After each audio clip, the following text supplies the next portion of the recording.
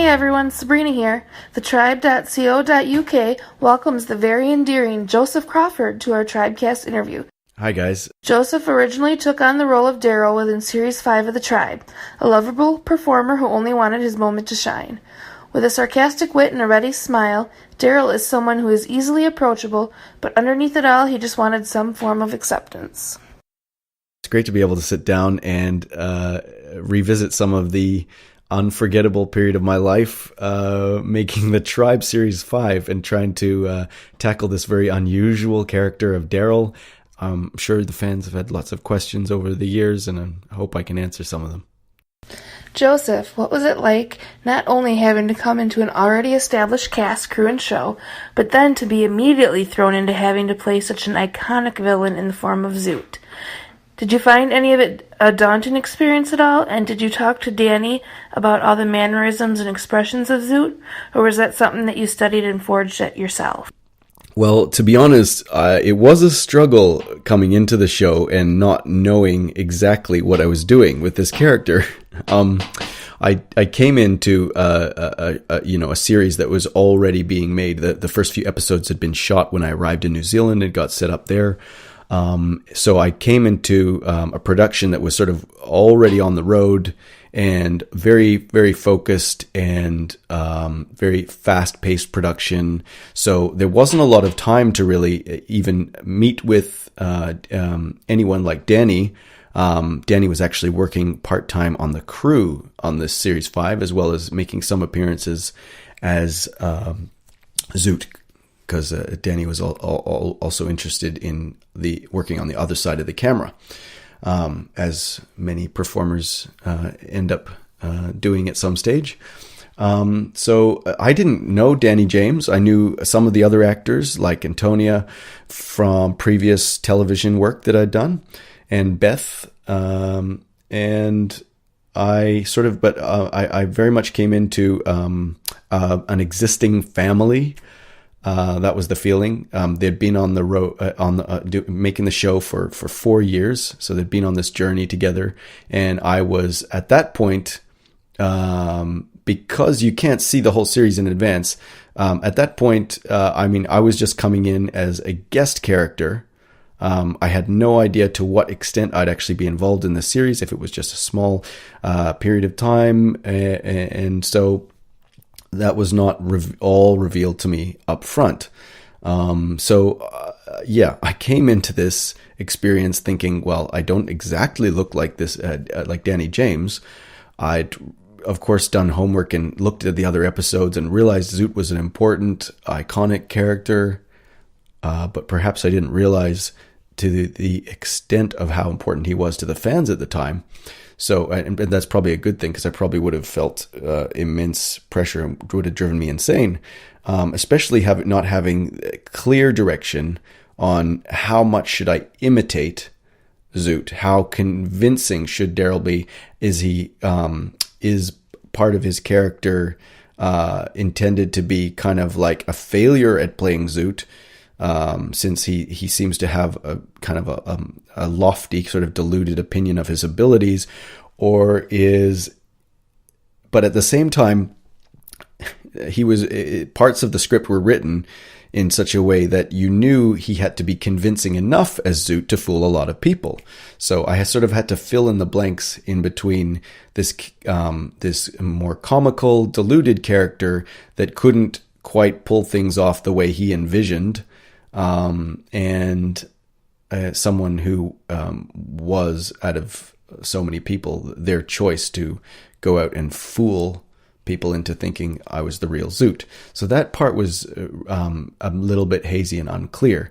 And I even found with the writing that Darryl was written different ways in different episodes, and that would get more and more confusing as things went on, but also great acting challenge. And also, I thought was nice to have such an unpredictable character, unpredictable for me and unpredictable for the audience. And I had to, over time, figure out who this guy was. Was he simply a clown? Was he some sort of cheese ball? or were there deeper aspects to him? How sensitive should I play this guy? He certainly seemed to flip-flop between being very fearful and having much bravado. But I generally found, as the series went on, that Darryl's this character who uses this bravado purely as a shield, disguising the fact that actually he's not so socially skilled. He's not super socially smooth. He has a lot of naivety and probably has a lot of pain and isolation. But like many, comedians or people in the performing arts with a sort of manic personality, often are much loved performers, like say Robin Williams, would use their talents to sort of cover and wash over a lot of their pain and sensitivity. So that's the direction the character ended up going in the end. At the beginning, we had you'd only see 7 episodes at a time. They would release the scripts in sort of blocks. So yeah, I came in, very confusing atmosphere, felt like an outsider, but that worked for the character. Felt like I was being rushed into suddenly having to figure out who this character was, and then put the other layer of playing Zoot on top of this character, and actually have to live up to this legacy in such a short period of time. But all that confusion, I think, worked for where the character was at as well. He was a complete fish out of water, and he was sort of plucked from nowhere and sort of forced into being this icon, this mascot, and this key element in the deception that Mega and was trying to weave at the time. And I, of course, at the beginning, I had no idea what direction they were going to take Darryl, or whether he was going to be a short-lived character. Although I had a feeling it wasn't going to be that way, because I knew I had several months scheduled filming on the show, but you just don't know what direction the writing is going to go. So it was a very confusing experience, and I just hope that worked for the character in the end. Yeah. The character of Darryl was quite impressionable, not only taking comments to heart, but someone who could be easily led, as we witnessed on occasion with his encounters with Slade and Lex. Do you share any similarities with the character at all? And what would you say are Darryl's best and worst qualities? Ooh, as much as I would like to say that I don't share anything with this bizarre character who's, lovable in the end, maybe, but very pathetic at times and very deluded at times, I have to admit to a few things. Well, the first being sensitivity. I think that, especially at the time, I was only, I think, about 19 when I was doing The Tribe. So I was, still just a young person, and had lots of my own insecurities on the table as well. I was not the popular person in school. I was definitely a weirdo, definitely an outcast, and definitely only had small circles of friends that, were either, geeks or, people interested in the arts, or, had lots of friendships with people older than me. I found it much easier to talk to adults. So, I think definitely on the sensitivity level, I was a lot similar to Darryl. And I think maybe even the way I chose to portray him, having all this bravado as a cover for a more sensitive side, might have influenced the writing of the character in the future. Or maybe they perhaps just had it all mapped out from the start, and I just picked up what was there. I'm not sure. I would like to think that I'm, not as easily taken in as Darryl was, like gullible, impressionistic, but there was probably that side of me. I think definitely the flip side of having a character that might be considered naive, in that he takes people at their word a lot, The good side of that is that when they speak about them to a trusted person, or they tend to want to speak honestly as well. That would be another positive thing I think that I share with the character, if you look at it in that light, is that I tend to find it hard to lie to people. I mean, unless it's professional lying, like acting, that's sort of a different kind of thing altogether. But in my daily life, directly with people, I find it almost impossible to lie. And I think Darryl shared that as well, apart from the whole show he would put on when he was talking to people who were in his inner circle. He was always direct and upfront. I mean, apart from those times where he's deluded about himself, he tended to be an honest character underneath it all. And I think believing in telling the truth about yourself can sometimes, unfortunately, be coupled with the downside, which is that you tend to take people at their word without sort of filtering it and kind of rethinking what that might be about. So yeah, one of his better qualities would be the honesty and loyalty. So the integrity of the character underneath all of his annoying characteristics. So he's really well-meaning character. And then, unfortunately, he has this whole idea of himself as a showman, which is interesting because it's like both well-placed and not well-placed, in that, you know, he has some talent, but he doesn't have the level of self-awareness to really pull it off. He always comes off a little over the top, a little cheesy, a little forced, incredibly vain. You know, he ends up being very self-involved. That comes back to the sensitivity. And yeah, like I said before, he lacks social finesse and has delusions of grandeur. So definitely both kind of all those things can lead to mental instability when you have a character who's so sort of vulnerable on the inside that has this whole front. And that was interesting for me, because although I would never say that I'm like Darryl or on that level of delusion, I could start to see things about myself in him. I could see that I was someone who saw themselves as a great performer, but was also aware enough to have the pain of knowing that I wasn't quite pulling it off in the way that I would want to. And what I mean by that is I lacked certain social finesse. I've, always been a more introverted person than I would probably need to be to actually go and do the things that I wanted to do, especially as a young person. I think sort of my goals in life have changed over the years, but in that young person phase, I was still very much a showman around that time. And I think Darryl, underneath it all, has some sense that he's not going to quite be able to manage, even if he has the raw talent to do something, that he is always going to struggle with fitting into such a socially demanding skill set, So I probably didn't even realize at that time what I was learning about myself from playing the character. It's quite hard not to notice Darryl, and indeed yourself, because he is a natural-born orator with a great tone to his voice, able to project his voice expertly and command a lot of attention when he speaks. Do you personally possess a background in theater, or did you engage in any vocal training?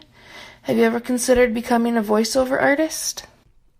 Oh, wow, that's so nice to hear. And it's actually such a great time for me to be asked that question, because I'm at this juncture of life where there's some other career and hobby options that I wanted to explore. And actually, funnily enough, voiceover work and podcasting perhaps is something that I want to get into. Whether it will be in the form of a hobby or whether it will be a sort of a branch of my professional career remains to be seen. When I was young, I was absolutely passionate and addicted to sort of playing around with my voice taking on different character affectations, accents, different cartoony voices, and trying to make different sounds with my voice was just something that I did in my spare time. This is what I love to do. And it was a big part of acting for me, is just using my voice and getting different sounds out there. And when I think about it in retrospect, it might be even something more suited to me than, traditional acting. I have always loved the performing arts and film and stage from a very early age. They had such a massive impression on me. So I wanted to replicate the experience of wonder I had when watching a film or something on stage. So as a kid, as well as doing all these vocal characters, I was constantly trying to recreate plays in the living room, trying to involve my poor little brother in them, who was sort of like happy to be a pawn in whatever I was creating at the time, or maybe he wasn't happy about it, but he learned to be passionate about it, I guess, just from hanging around with me and having to grow up with my craziness. But another huge part of it is I wanted to recreate the experience of doing something creative that could be played back, that was, that wasn't live, but that once you'd finished it was kind of a work of art into itself. This is like my early inclination towards filmmaking. And of course, we didn't have cameras or a means for me to record things visually when I was really young. So the first thing I could do to create that sort of experience was do things like make audio plays using the tape deck or recreate storybooks. So I would do things like, either invent my own stories, or I'd recreate the Calvin and Hobbes comics on tape with a friend, or sometimes just on my own. And I think I started into doing the whole Tintin series, but didn't get through them all, of course. And this would be using sort of sound effects I would make at home, maybe with, spoons and a pan to make a sort of a glass crashing sound. Or I would start to collect libraries of sound effects and music and, would just dub them tape to tape over with the microphone plugged in. Very old fashioned way of making homemade radio plays. So I'm so excited about the chance to really develop something that was a very, very early passion for me and a key part of who I am. In terms of training, I did a lot of theater in school, and we used to do lots of vocal exercises. I was a singer as a young child and often did sort of solo or choir performances over the various years of school. I did a whole bunch of theater courses and a couple of acting for screen courses, both here and in Canada. I did a short course also in Toronto at the National Institute of Broadcast just for aspiring voiceover artists early in my career. It's such a shame that we only get to see Darryl in the final series of the show, as it felt that there was a heck of a lot of development potential available for the character. Is there anything that you wished you could have done with Darryl? Any story arcs that you would have liked to tackled? And were you aware of any future storylines for the character if Series 6 had indeed gone ahead? Yeah, Darryl is definitely a fascinating character that could sort of be explored and studied probably psychologically, and kind of have his own book. He's the kind of character who would have loved to see something centered around him, and would have loved to be remembered as a protagonist. But the way he was, the character as he was in the series was a guest character, was a sideline character, was somewhat comic relief, or somewhat just an intriguing character on the side. It is a shame, but I realize also that by the end of the series, Darryl as a character had fulfilled the function that, he'd fulfilled his role in the series. He wasn't so relevant to the core story of what was happening with the rest of the characters, unless he sort of became really involved in the main family of characters of the show. He had really sort of fulfilled everything he could have contributed to the Mallrats storyline. During the latter part of the series, I also had the chance to work as a script editor at Cloud9, so I actually had the privilege of seeing ahead to some degree as to what was going to happen to all the characters, and was often sort of being pressured by the other actors. Oh, what's happening next, Joe? What's happening next? And of course, I was trying to be professional and had to tell them, I can't tell you anything. So I was probably one of the first to know that, we were all going to escape on this little boat and make it away from the city and start a new life somewhere else. And I actually, the first time I heard about the boat concept, I wasn't even sure if Darryl was going to make it onto the boat. So when I read that final episode 52, I think, as the final episode, and saw Darryl was on the boat, albeit with very few lines, but at least he got away, and could have lived a whole other life, and probably Darryl himself would have wanted a whole other series of books focused on him.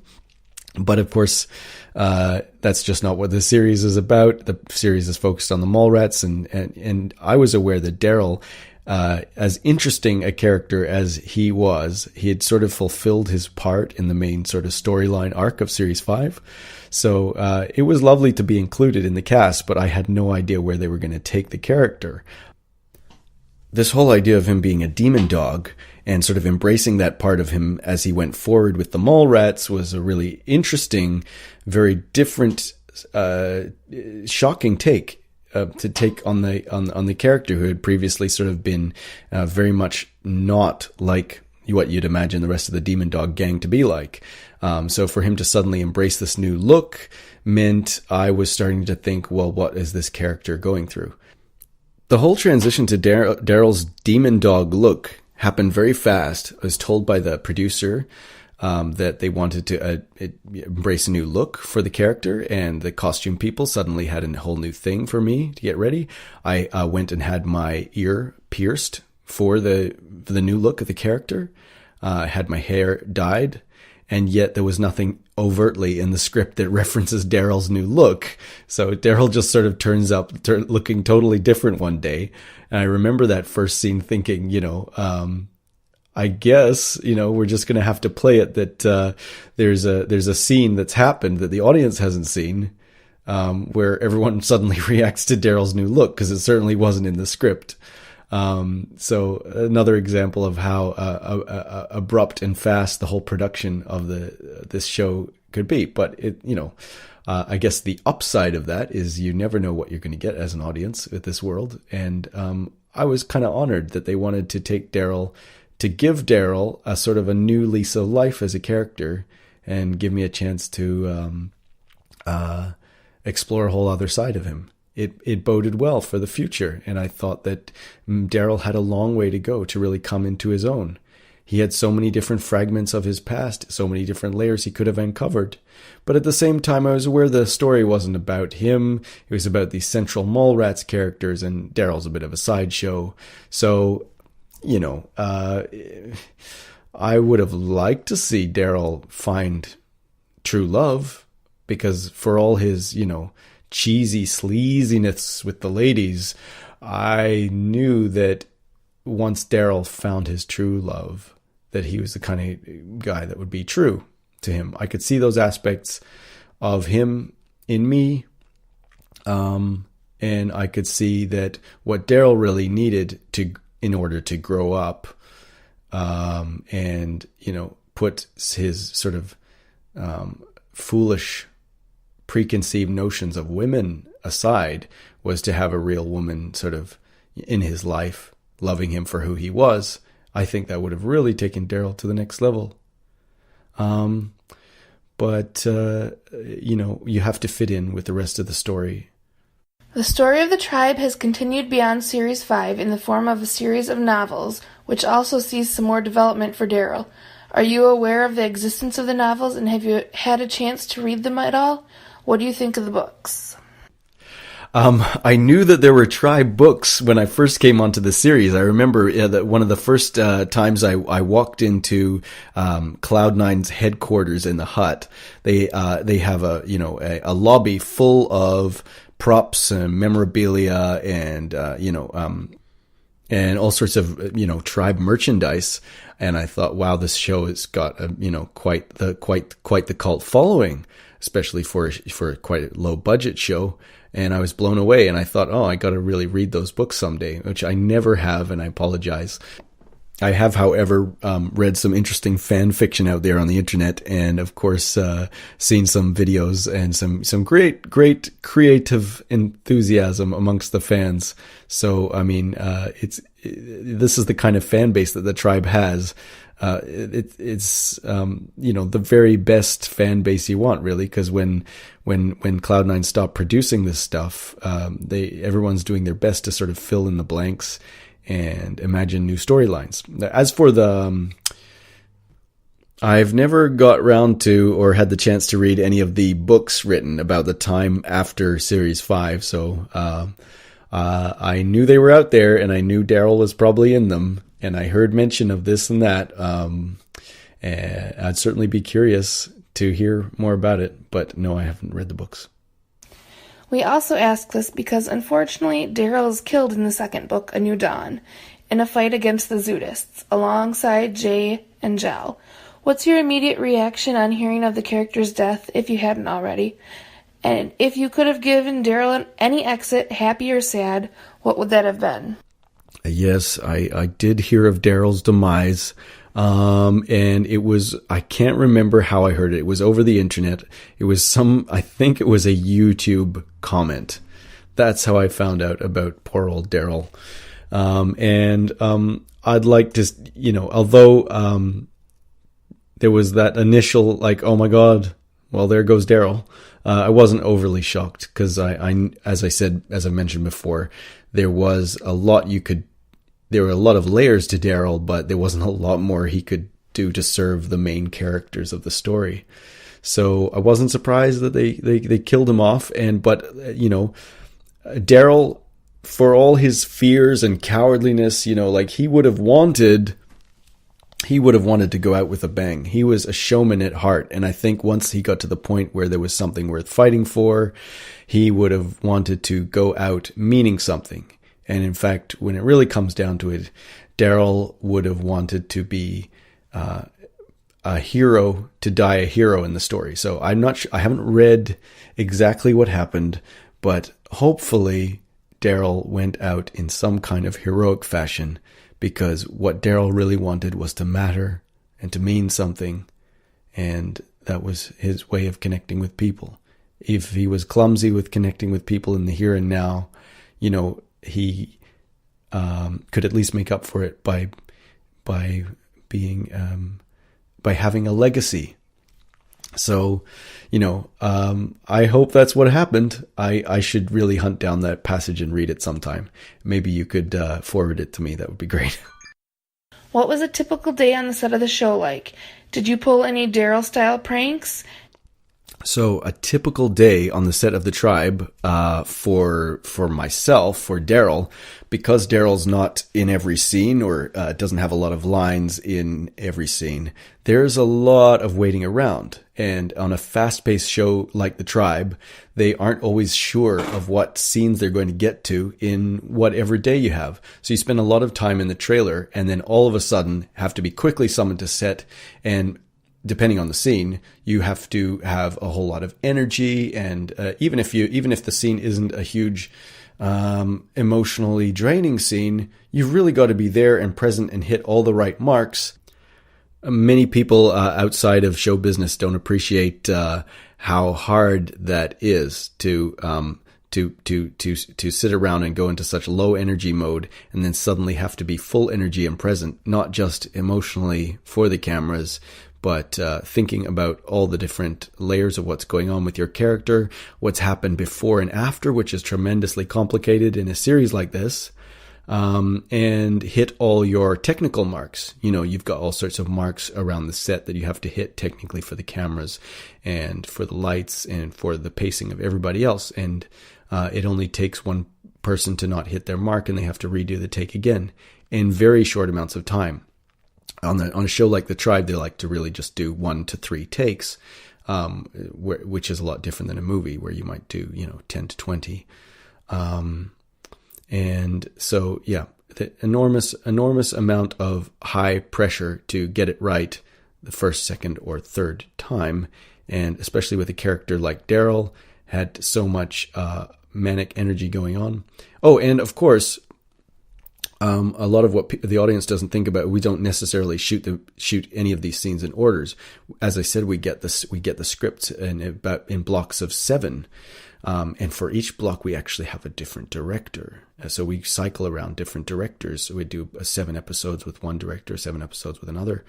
And so you're not only getting to know how that new director works and thinks about things, but you're also trying to clue them in, and they're trying to clue you in on how they want to approach things. And so within the 7 episodes, everything is shot out of order. I mean, it's shot in order as much as they can, but it's all based on the location. So, for instance, Liberty would shoot a whole bunch of the Liberty section of the block of 7 episodes all at once. And that's shot at a place called Whiteman's Valley, which is a kind of very long drive out of town. So, on that set, spent huge long days in this little this village that's been used as a filming location on a few other shows, because it looks like a little abandoned sort of Western era village, and it was pretty cool to be out there, because as opposed to the set, you could walk up and down this street and the whole place kind of looks like this other world. And of course, all of the inside shots of the set of Liberty were filmed somewhere else, but all of the stuff you see outside those buildings and walking around is us there. So yeah, there'll be lots of fun times on set. I had a great time working with Matt Robinson, who plays Slade, and we became close buddies throughout the shoot and hung out together even after the shoot was done, before he had to go home back to the UK, where he's from. And of course, I knew Antonia Preble from my work with her on Mirror Mirror, and I also knew Beth Allen from working with her on The Legend of William Tell, where she played Princess Vara and I played Lucian.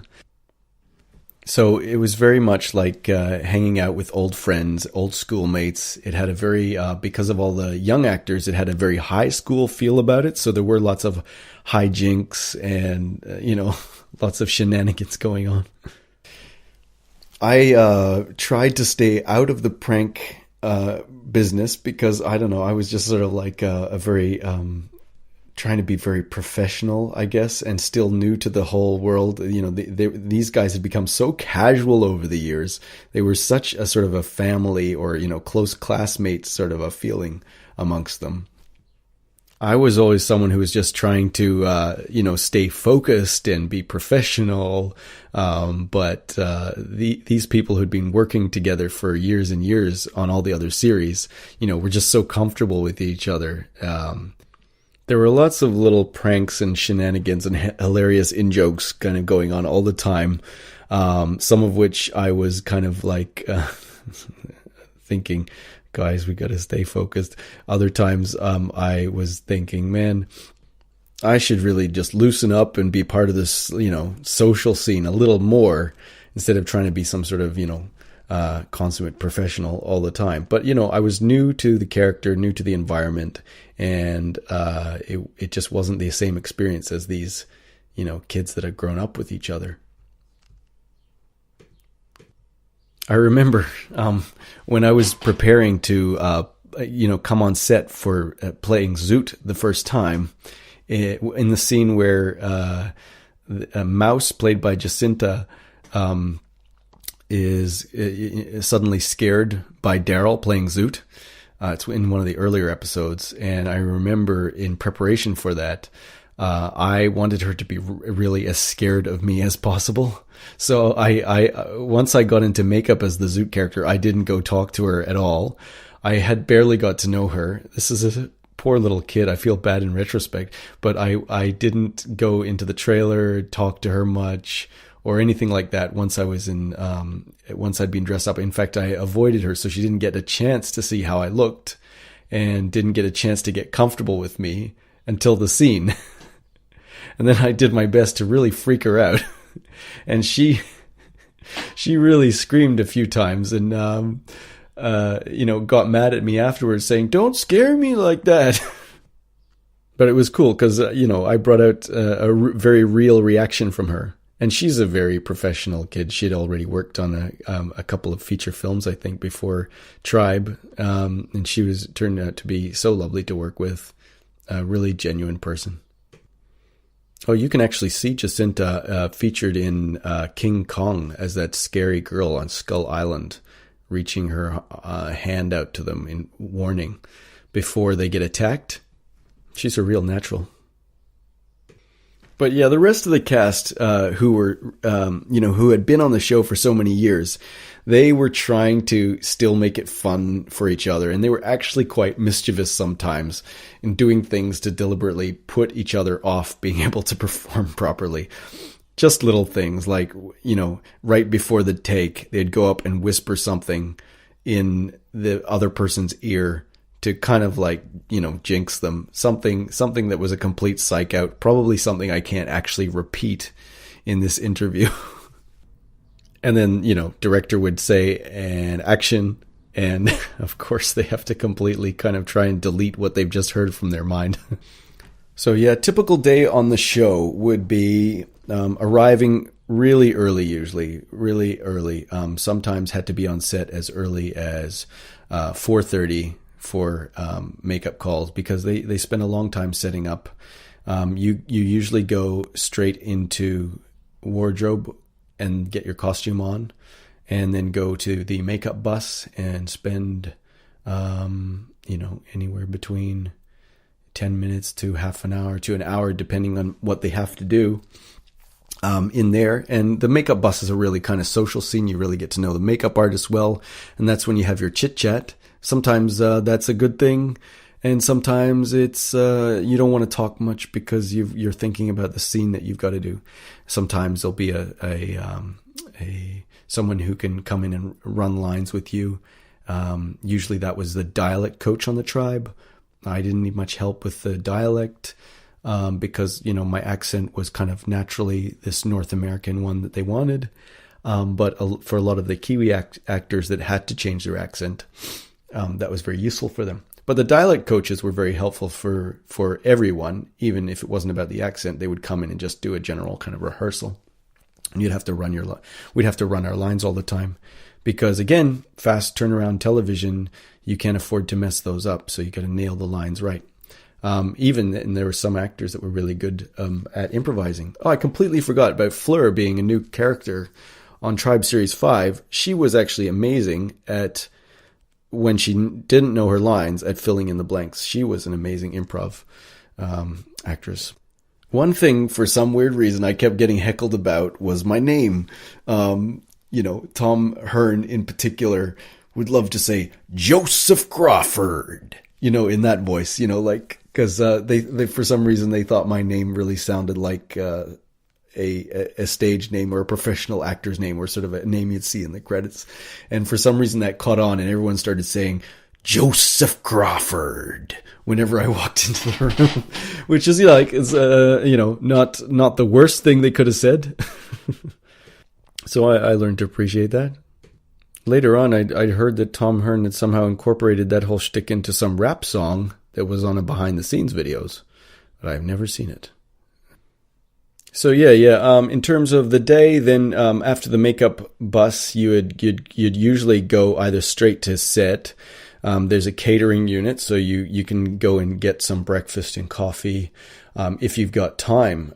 Sometimes if you're doing an early scene, there's just time to have a quick cup of coffee and then go to set. And man, I drank way too much coffee on the Tribe.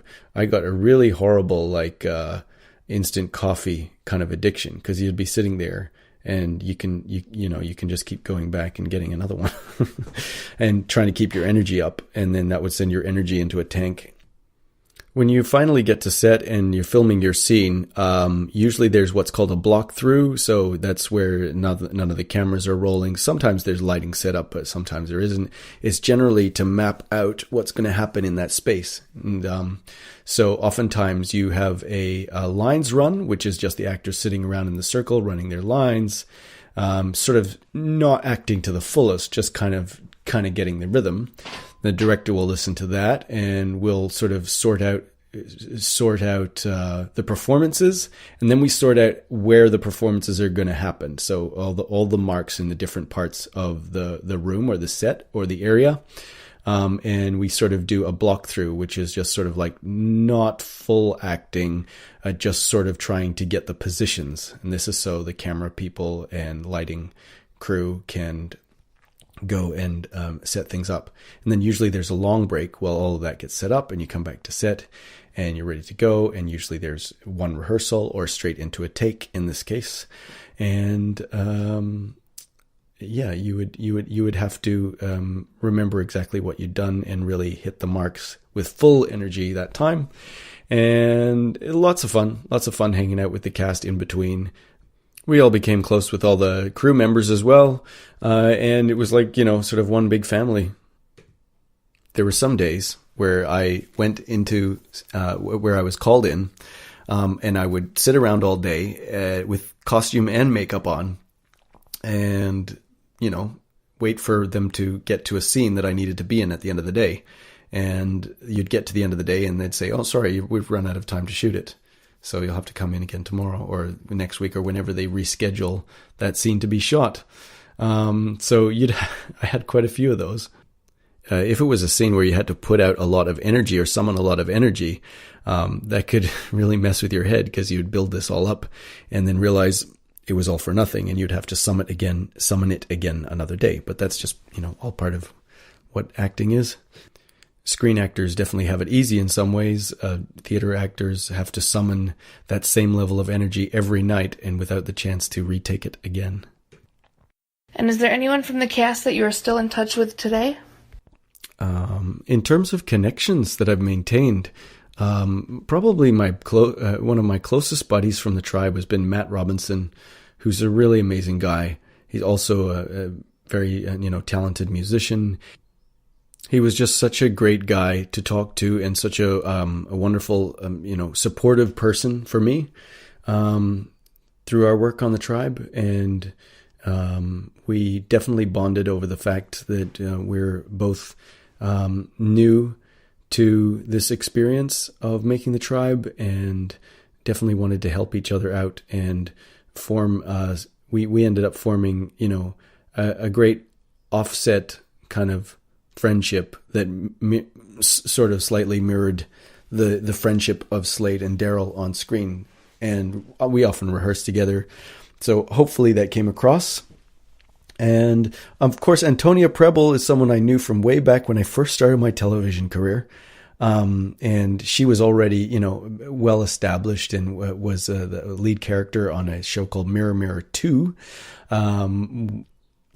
Many years back when I was in film school, I asked her to come be part of a short film we were producing as part of our final year projects. And she was such a great sport about it. She was involved in a high-profile TV show here in New Zealand called Outrageous Fortune, and took time away from her busy life up in Auckland to come down and shoot with a fairly, small crew compared to the level of production she was used to working on. So she's a good sport. As the years go by, she's definitely become one of New Zealand's best young actresses, and her talent just continues to become greater and greater. It's been a long time since I've heard from her or talked to her, but I really wish her all the best. She's amazing. Oh, and interestingly enough, someone who I see around who I didn't work with on Series 5, but who was quite prominent in Series 4 is Dan Weeks, who plays Ved. He's a Wellingtonian, so he's around the same city that I'm in, and where we shot The Tribe. And he's still very much into the acting and theater scene. So I see him around from time to time. Definitely a cool guy. Away from the tribe, we know that you have had some experience in cinematography.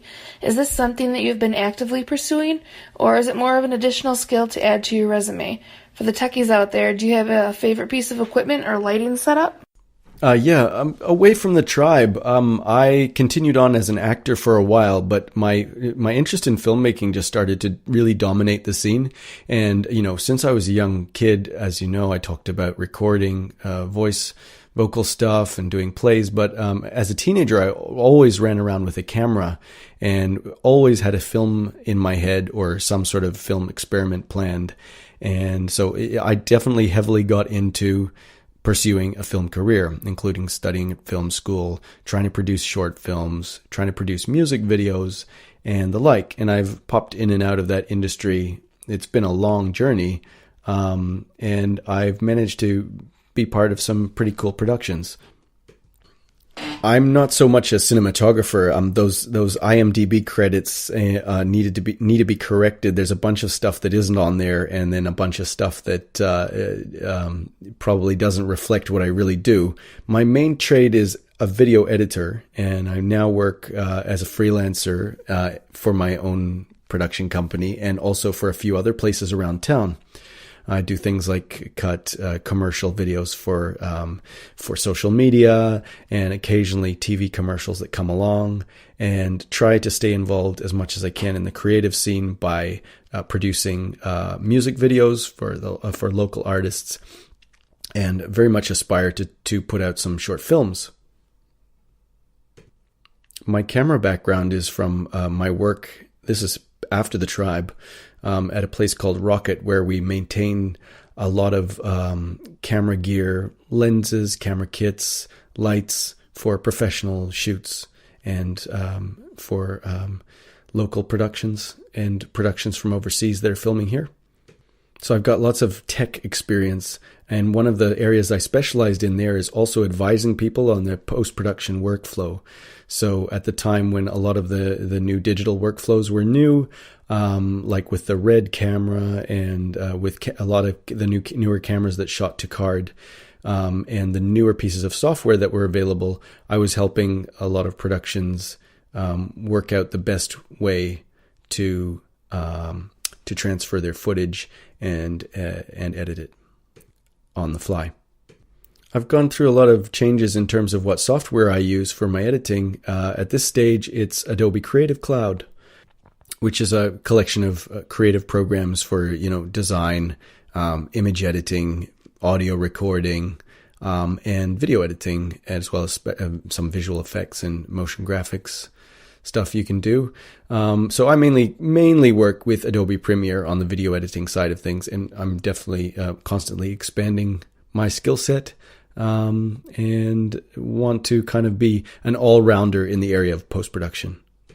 I think some of the best directors out there are directors that understand the craft of editing, because then they can shoot their material in such a way that the editor can make the most of it. And editing is as they often say, it's like the final write on something. It's the final revision of something, and it is ultimately responsible for the whole rhythm and emotion that the audience feels in the end. It's a really unnoticed and unappreciated art form out there, but that's good. It's the kind of thing that should go unnoticed to the average audience member. It's like at its highest art form, it's like making a sculpture out of time. That's the way I think of it. Editing is very, very kind of like music in that way. What are your plans for the future? Are there any new projects that you're involved in? And if there is one thing that you wish you could be doing above all else in a few years' time, what would that be? Is there anything else you would like to say to your fans?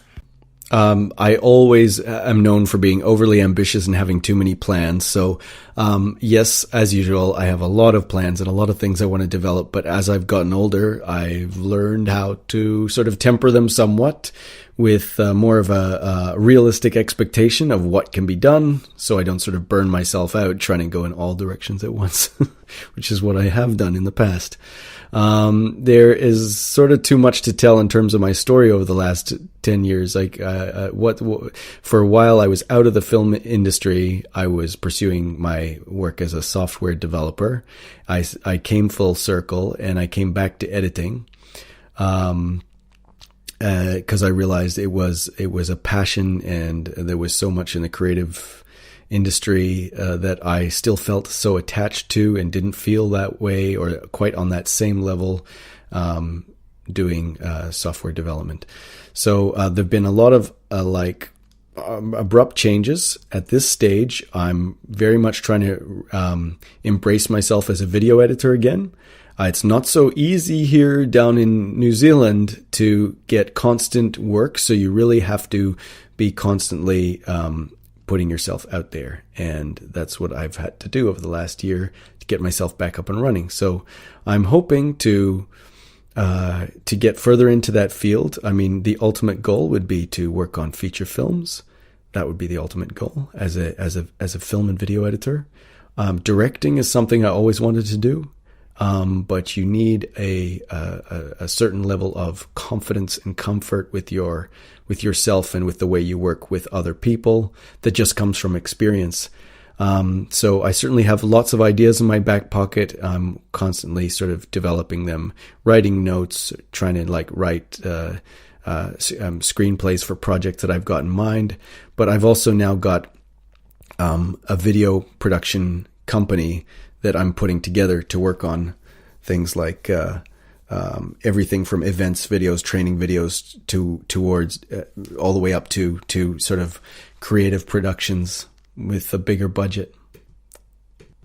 So in terms of where I'd like to be in a few years' time, I would like to be sort of very well comfortably settled into the industry as an editor, and working on possibly feature films, television on a regular basis. I'd love to develop this vocal aspect, like I mentioned before, do some voiceover work, and quietly in the background, I would like to be writing and trying to produce some of my more ambitious creative ideas, and maybe one day get out there as a director. So definitely keep your eye out for me in the next couple of years. I'll be putting up a couple of websites in a few months' time that is to do with my new video production brand, and also possibly my voiceover work.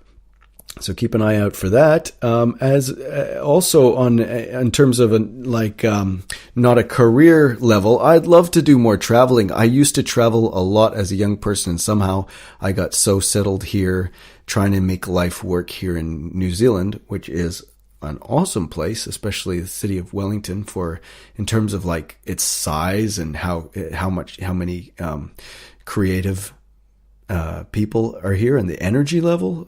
It's just amazing. But I would love to see more of the world again when it's the right time. I'm happily settled down. I've been with my girlfriend now for just coming up on 4 years. And, we have a wonderful relationship. She's really been there for me when times have been tough.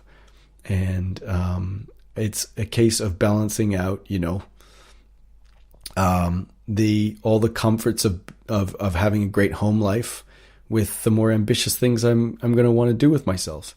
And this time I want to do it properly and not, overextend myself and end up tying myself in knots, which I have done in the past.